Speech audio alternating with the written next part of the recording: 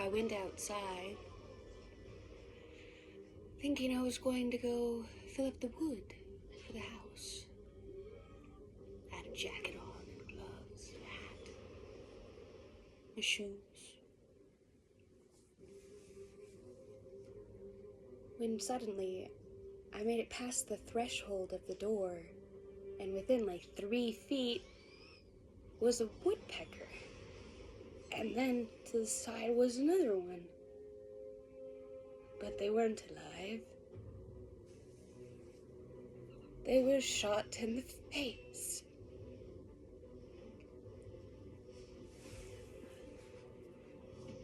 It's like my father doesn't want me to help.